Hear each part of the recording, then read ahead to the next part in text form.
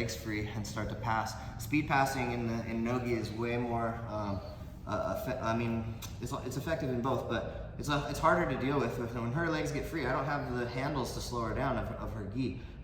It's going to take a lot of different methods, and so I feel like I like this high knee shield better in the half guard with my elbow on the inside to keep my knee from coming down. Okay, if she goes to put her foot on the ground, yeah, well, like if she starts to try to free this leg, right? Or and go ahead and do that if you want to, and then start to knee cut, right? If she starts to knee cut, it gives me. I'm not in too much trouble here as long as I'm ready to use my reverse De La Riva hook. If I let her knee cut on top of my thigh with no hook, now I'm in huge trouble. Okay, so that's the only thing I have to be aware of when I have my knees apart like this in the half guard, is that it's not so hard for her to windshield wiper her leg out. Yeah, and so those are things I'm worried about. So, but she can only do that if she's pushing my knee down.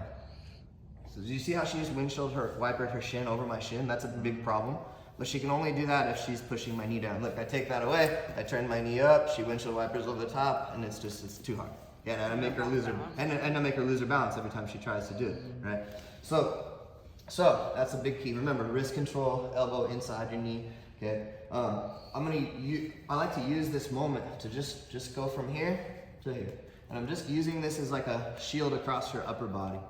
I'm gonna shoot my knee through, and I use my bottom leg to put myself in single leg X. Okay. Remember, there's lots of different submissions here. One of the things though that I can't allow is this leg to straighten out. Like if she starts putting weight on her foot and standing, then I'm gonna have a lot more problems controlling this position, okay? So what I wanna do is I wanna lift my hip up and pull her knee across the knee line. Now if she stands up, she's just exposing her back, okay? Because I made her turn her hip over, all right? So now, elbow inside, don't do this. That lets her kick herself, that lets her straighten her leg too soon, like, and I'll have trouble controlling it. So I do this, look, elbow. Okay, now it's hard for her to straighten her leg.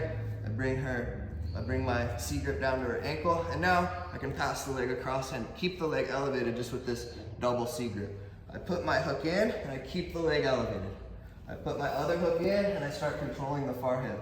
I bring her a little bit more towards me, but look how I still don't let her put this foot on the ground. As long as you keep one foot off the ground, they're gonna have a hard time scrambling, okay? So now, look how I'm also not pushing her away. I just sit up with her. Okay, that's another detail. Don't flick your legs out too far, because then that's when you lose them side to side. Okay? You want them to just sit in the pocket, all right?